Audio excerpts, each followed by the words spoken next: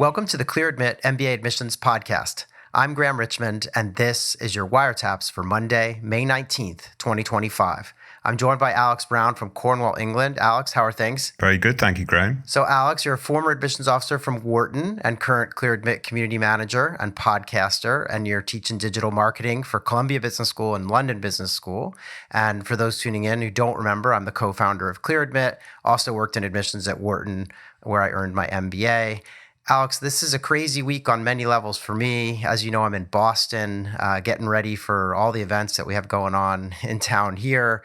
But what's been going on? I feel like this is a pretty important week, or last week too, for round 3 stuff, right? Yeah, I mean, last week, round 3, there's quite a lot of decision releases. This week is actually a bit quieter. Okay. I mean, last week we had Kellogg, Sloan, Columbia, Anderson, Yale, and a variety of other programs. But this week it's just Booth and Imperial Business School releasing decisions this upcoming week. Yeah. But yeah, we still have several weeks of sort of finishing up the final rounds type activity. Okay. What's funny to me is it feels like, despite this being a very compact round, which you've mentioned, the schools aren't always on the same page about when they run their round 3 process. It seems like some schools are a little bit later, earlier, whereas they seem more in sync in the earlier rounds. So yeah, for one reason or another. It's true, but I mean, several schools outside of probably the very top programs tend to have 4 rounds or even 5 rounds. So obviously they're sort of that adds that sort of inconsistency in terms of when the deadlines start moving in different directions. Right. Okay. That makes sense. The other thing that's going on is we're still trying to get folks to share their admissions journey on DecisionWire. I love DecisionWire. It's probably my favorite of all the wires, even though I know LiveWire is the most popular.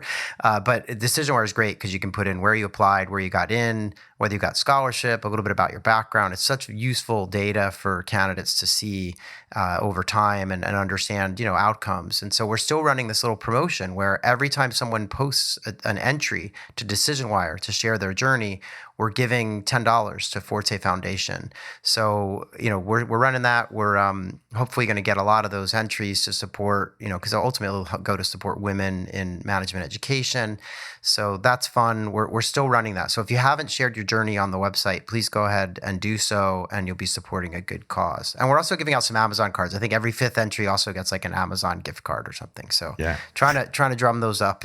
we obviously need those entries, but also I think it's great opportunity to support the Forté Foundation. So yeah, really good. Totally. So I talked about how I'm in Boston. Well, next week or this week when you're tuning in, it's another busy week for us with events. We have 3 virtual events. So on Tuesday, I'm going to MC a panel with Berkeley, Georgia Tech, UNC, UVA, and University of Washington, Foster. And then on Wednesday, another panel that I'll MC with Columbia Business School, Stanford, Wharton, UT Austin McCombs, and Yale SOM. You can still sign up for these events. So if you're tuning in and you haven't yet signed up, please do so. Go to bit.ly/appoverview25. That's appoverview25. So that should be fun. Yeah, what were you going to say? Yeah, how many folks have you got signed up for these events, Graham? I haven't looked very recently, but I feel like that there's like hundreds and hundreds. And I think I saw 900 or 1,000 for that the event with Stanford and Wharton? I mean, it's really, a lot of people are coming to these.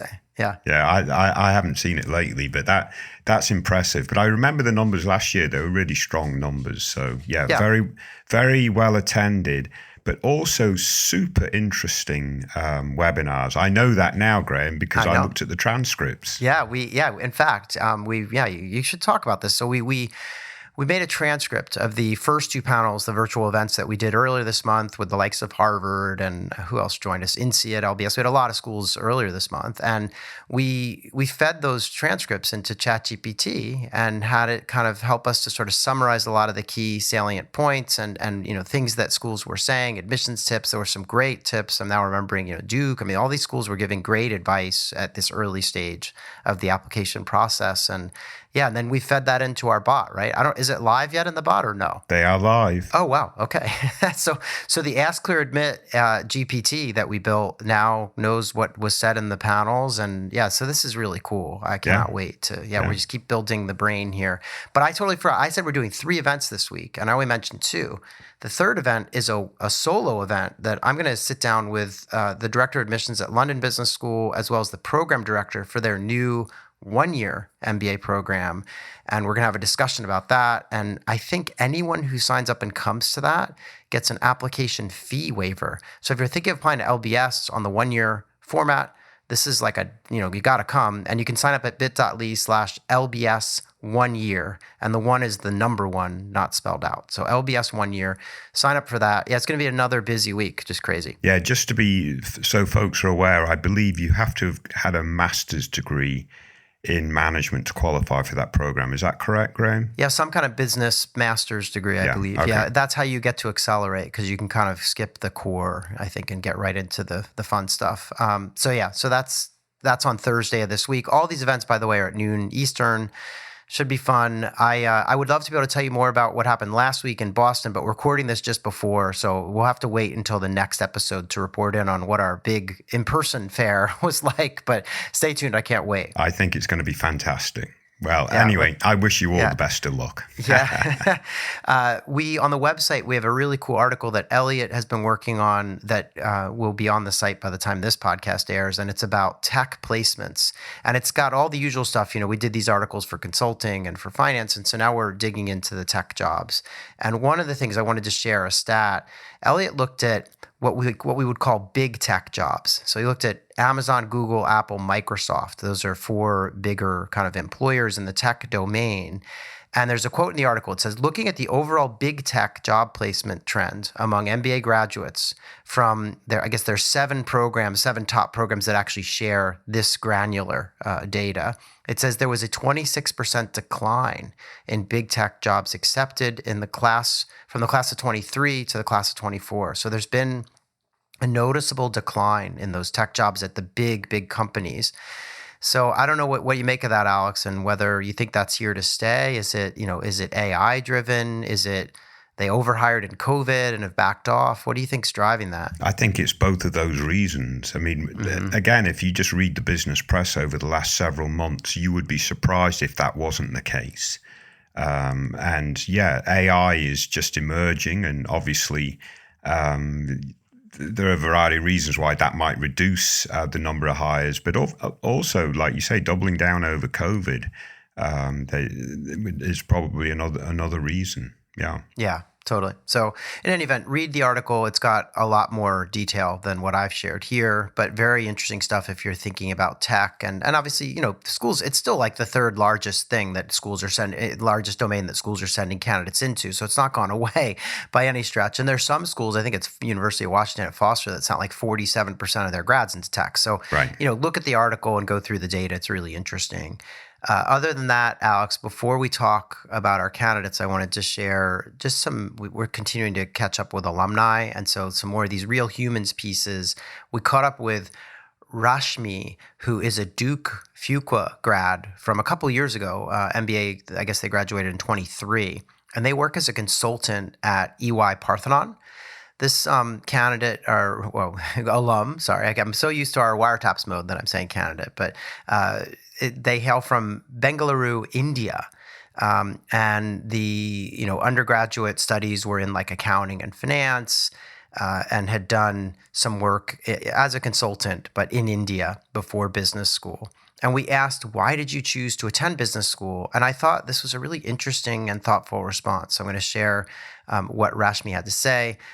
Here it is. Having grown up and studied in India, I wanted to attain a global classroom experience. In my role pre-MBA, I worked with several leaders of large multinational corporations and found myself wondering how I could get to the next level of leadership. I found myself lacking some technical skills and competencies, yet carrying the confidence to have valuable conversations. Hence, it made sense for me to go back to school and bridge that gap to feel ready to step into the shoes of a leader. So that was a kind of interesting point of view. Yeah, no, very good. I think they could write the brochure for why get a top MBA in the US. Yeah, no, I sense, I mean, I really do feel in this instance, there's sort of two things coming across. One is that kind of global nature of the classroom, right? So if this, this person was in India, and so, getting that exposure, and then, connecting the needed technical skills with the innate leadership ability. And it just, makes a lot of sense. Yeah, perfect. We also caught up with Deborah, who works at Google. And Deborah attended UCLA Anderson, also graduated a couple years ago, back in 23, working currently as a program manager over at Google. Deborah is 31 years old, originally from Sao Paulo, Brazil.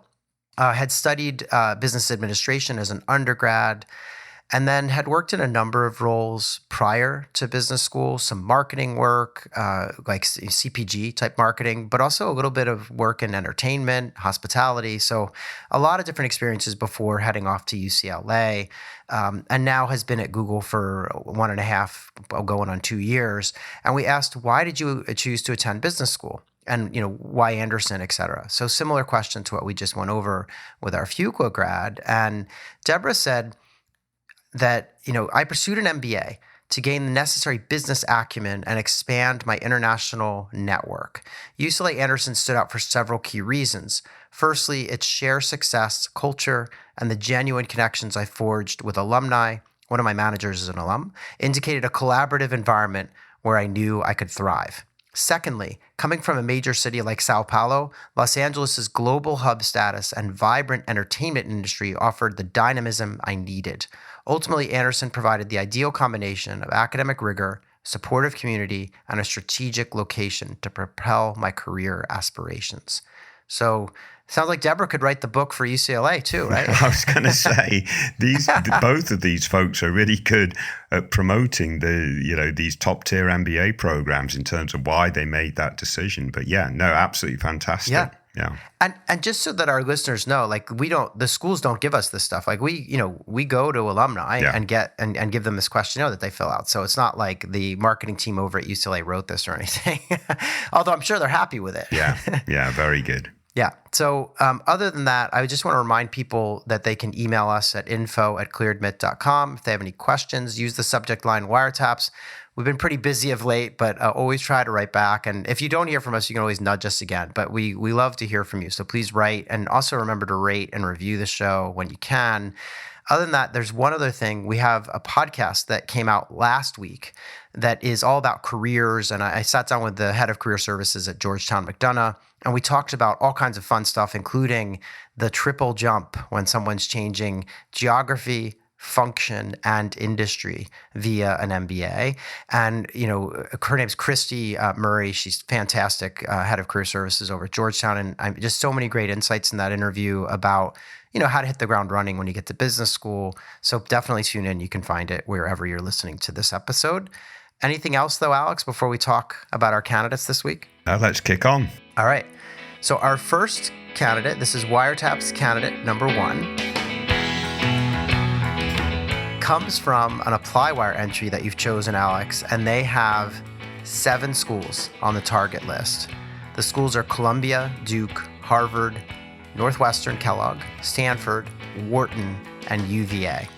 They want to start school next fall, so 2026. They've been working in investment banking and in credit analysis. And post-MBA, they're thinking about banking or maybe private equity.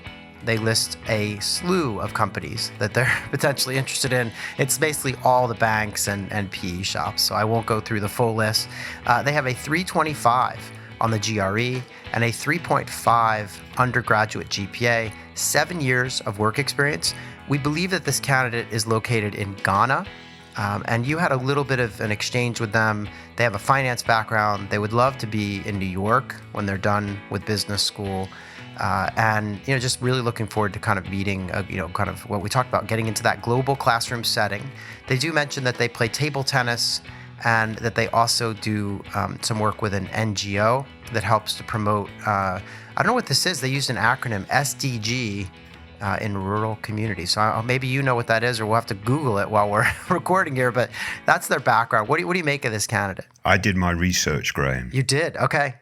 Yeah, it's all about sustainability and those kinds of initiatives. Okay. So the NGO stuff sounds really good, actually, and sort of adds that layer to the overall profile, right? I mean, we could assume perhaps they have a very decent banking career to date in investment banking, but you can add that on as that layer to sort of help differentiate them from other really strong candidates with really strong analytical skills and investment banking experience.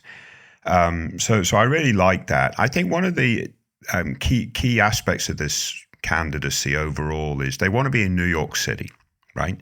Post-MBA, the heart of finance in the United States. Mm-hmm. That's really where the action is, et cetera, I suppose.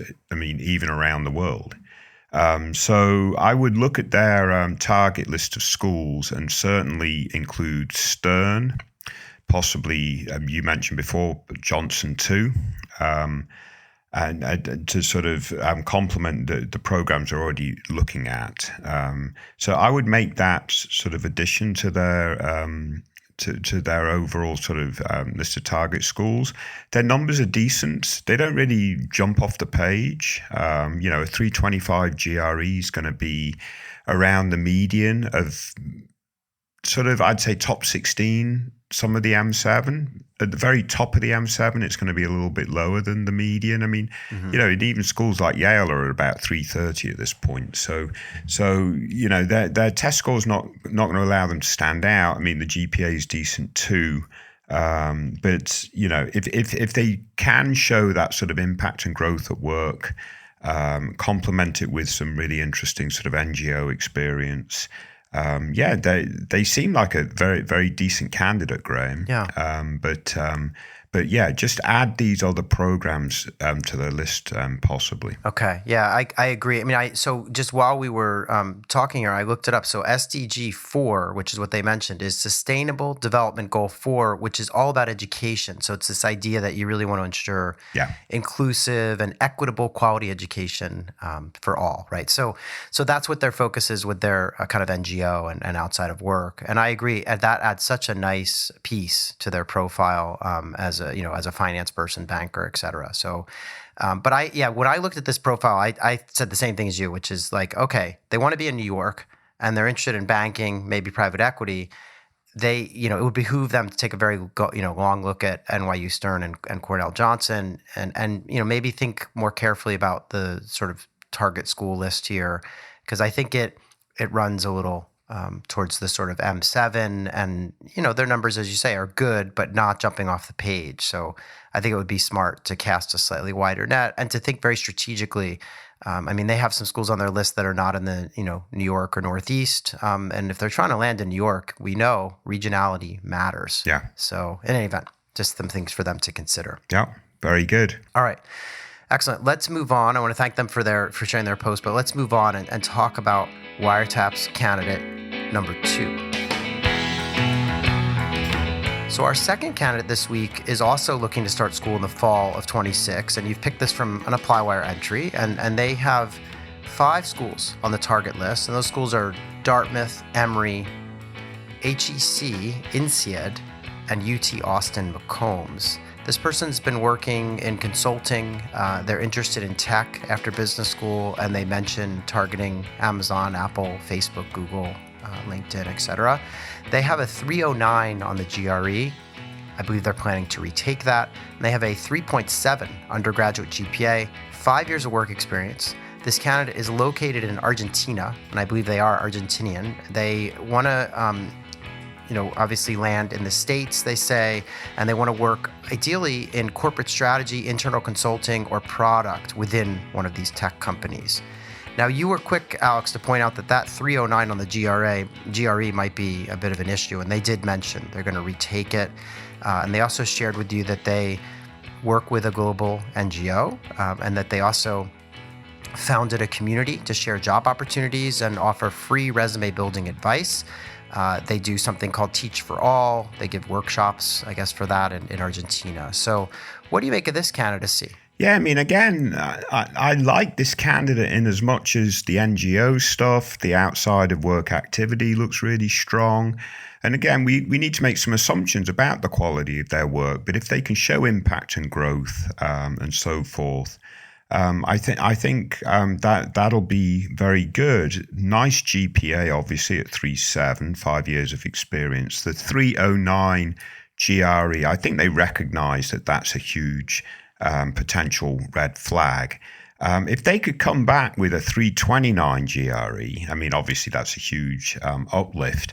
But then that puts this candidate possibly in the realms of sort of M7 type, to certainly top 16 profile. So this GRE retake is going to be super important. If I was them, I would have enough time to even retake the test a third time if necessary, and so forth, and just really go in heavy on prepping and driving that score up to the extent that they can. Because I'm a little bit puzzled with their overall school selection strategy. They want to be in the US post-MBA, so they really need to be targeting US programs singularly. So they've got Tuck, Goizetta, McCombs on there. But with a stronger GRE score, they could be looking at more top 16.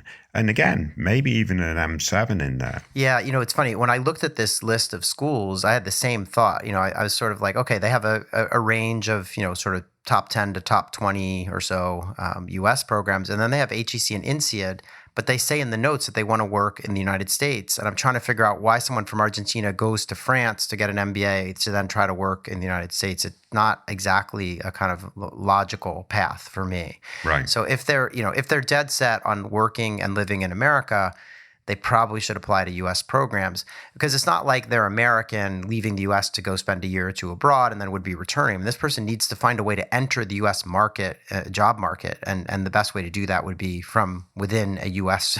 program, not to mention the visa. I mean, I imagine if you go and do an MBA, at HEC or INSEAD, and then you want to go work in the U.S., you're not eligible for STEM, OPT, or any of that stuff. You didn't go to school in the U.S., right? So, yeah, it's a little puzzling to me. And I agree. If they can get that test score up, even to the sort of 320 plus range, yeah, that they could apply to a range of, top 16 or top 20 type programs, including some very top schools. So, and I would say out of Argentina and Latin America in general, that the testing, there's not a tradition of testing in those markets. And so the schools know that. And so they don't need to hit it out of the ballpark. They do have a 3.7 GPA, right? So they just need to get kind of in spitting distance.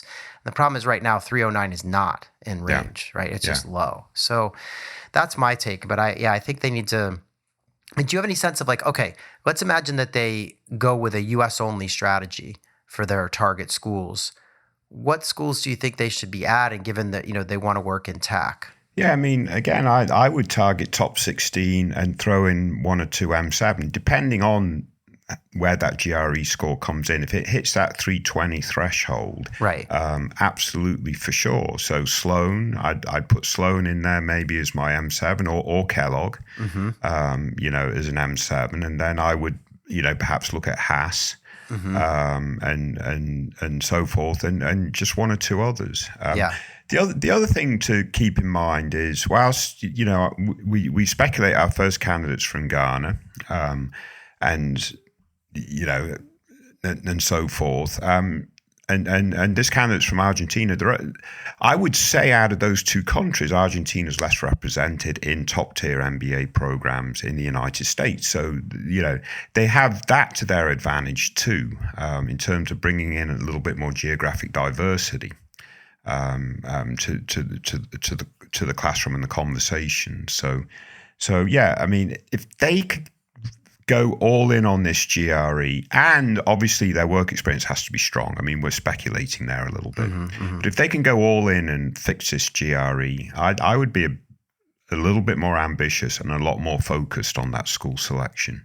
Yeah, agreed. So, and I would just want to, I know we talked about it earlier, but I would say, if they're looking, you talked about schools and, we'll see where the test lands, right? That's going to be Yeah. somewhat important. But they also might look at University of Washington Foster, like if they want to go work at Microsoft or Amazon. I mean, that's right there. And we mentioned earlier that the school's placing a lot of people in that domain. So, in any event, yeah, it's an interesting profile, and I'm really glad you underlined the difference between Argentina and say Ghana, which just far fewer Argentinians in the admissions process. So that you kind of a little bit of an advantage there. Yeah. Excellent. All right. I want to thank them for sharing their profile. Let's move on, though, and talk about Wiretap's candidate number 3.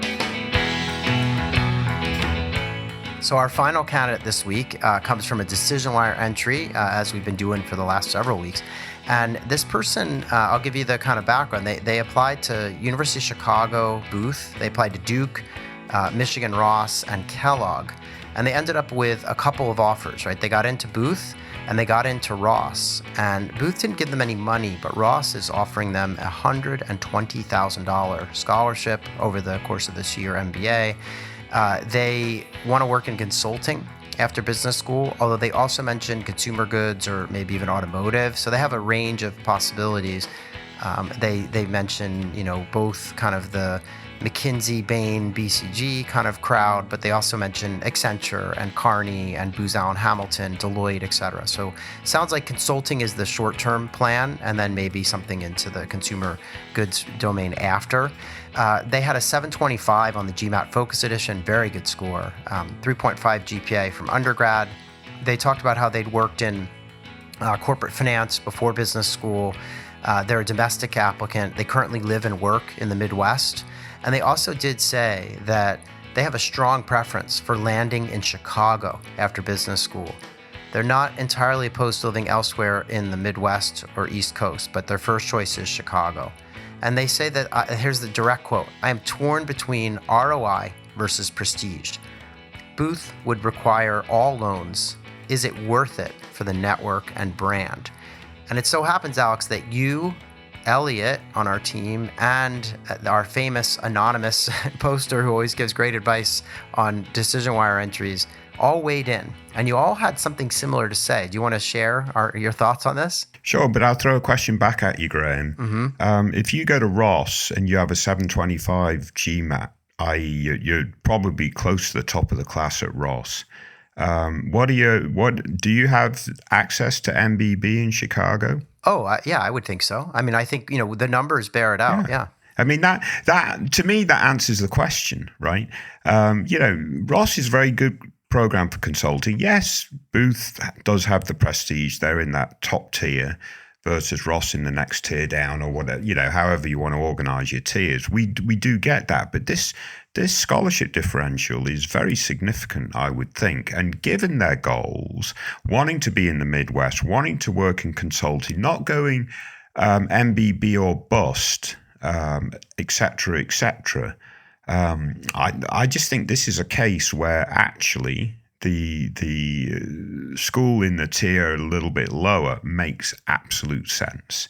And Ross will provide them a load of resources and access to execute on what they want to do. Yeah, I tend to agree. I mean, I think that, look, Ross and Booth are both really wonderful programs. I think there's even some similarities in terms of, they're just super strong networks in the Midwest. They're close-knit. I mean, there's a lot of things that people say about both programs. But I feel like the gap, as you say, in scholarship is really wide. I mean, this is almost surprisingly wide. Like, I think that, yes, Booth is in a higher tier, but, you would expect to see something like, oh, Booth gave me 40, Michigan's giving me 120, or Booth gave me 60, or something, but there's nothing. And so and it's hard to negotiate off of nothing. They can literally pay themselves $1,000 a week, right, and go to Ross.